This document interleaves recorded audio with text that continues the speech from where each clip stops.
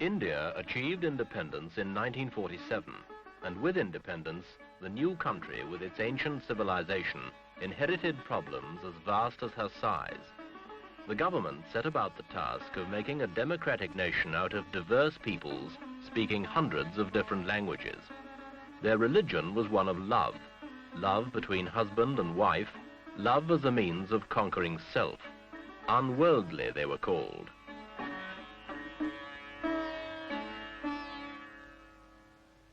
But they were united in their patriotism for Mother India, and some of India's harshest problems began to yield. One problem, the most serious, did not. The problem of Muslim versus Hindu, of Pakistan versus India. This week, Echo looks at the dangers of the confrontation between India and Pakistan.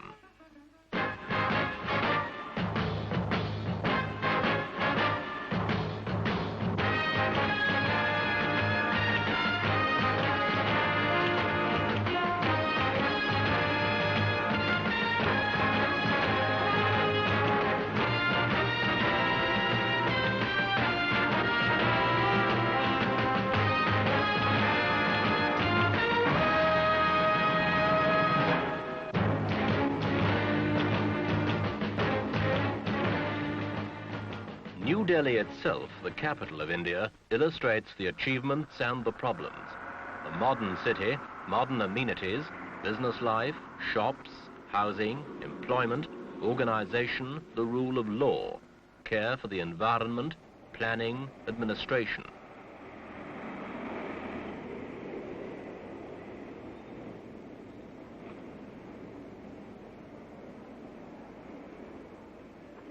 The old ways of life are coming to terms with the new. Overpopulated still, but India has made headway in controlling a disastrous rise in the birth rate. Indian farmers are taking to new ways.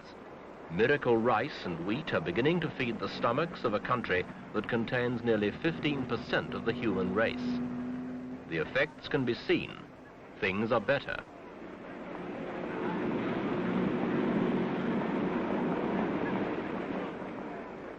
Street life continues. There is even a little left over for small luxuries. But each country, India and Pakistan, inherited a minority. Muslims in India, Hindus in Pakistan. Both are devout, often contradictory, but always unquestioning in their loyalties.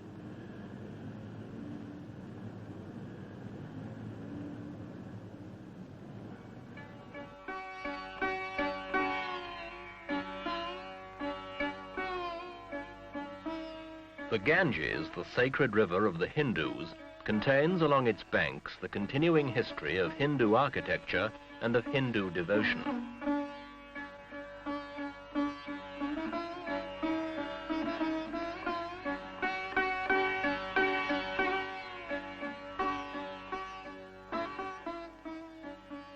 The devotion is to selfless love and peace. The individual may achieve this.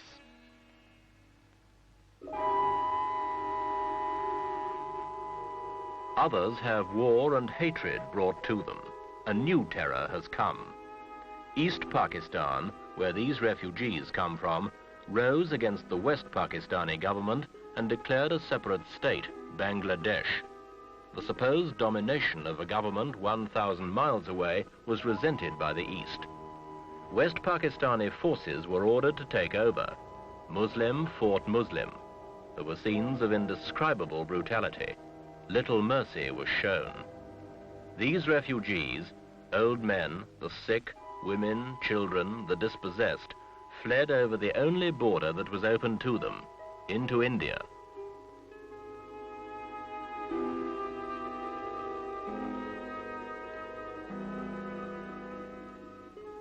They cannot go back.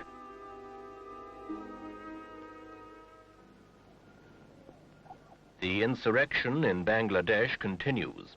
These are highly trained professional soldiers. They wear the uniforms they wore as Pakistani regulars, minus the rankings. If captured, They are under automatic sentence of death. They are fighting for Bangladesh. West Pakistan is anxious. Bangladesh guerrillas sank 4 Pakistani supply vessels in 1 week. Reports indicate little cooperation from the East Pakistani people. West Pakistan suspects Indian influence, even penetration by spies and agitators. The Pakistani government fears India may try and settle old scores, Kashmir, various border clashes, by occupying East Pakistan and setting up a puppet Bangladesh regime. Pakistan's President Yahya Khan keeps his eyes on the Indian border. Well, I'm watching it with great patience. And I'm warning the world that if they have any idea of taking a chunk of my territory in East Pakistan and think this is not war, let me warn you, and I warn the world, that this will mean war, an overall war, which I hate, I don't like. But for the defense of my country, I must then fight an all-out war. And that will mean war here in West Pakistan. How close are you to war with India? Very near it. In India, support for Bangladesh stems from hopelessness in the face of over 8 million refugees, Calcutta alone accepting 250,000 in 48 hours, and the wish by a minority to invade East Pakistan, return the refugees, and avoid an almost insuperable problem for India herself.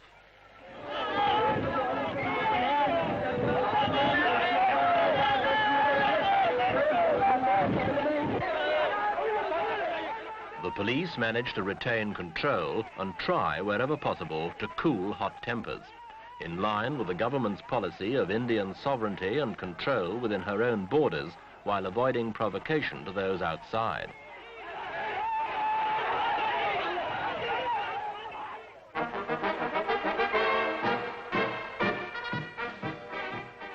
But if the situation gets out of hand, the Indian army is more than an exercise in skilled horsemanship. This army derives, like that of Pakistan, from the British Army. Like the Pakistanis, it uses the same drill, wears similar uniforms, and it is as well trained and equipped.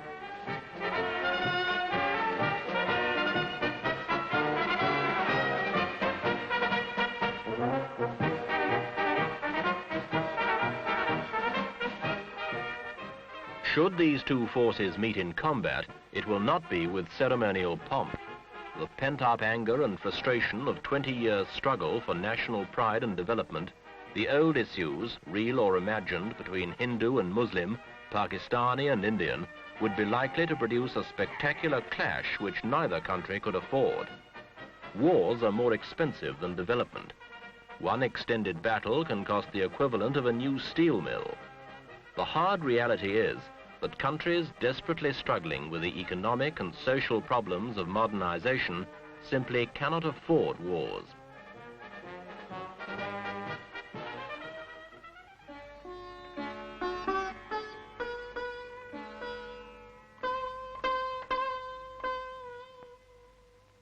Civil war in East Pakistan, crisis in the subcontinent.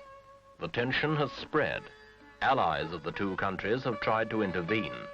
The signs have been ominous. Alongside modern technology, however, there remains patience, perseverance, hereditary skill. These old virtues may yet shape a new world.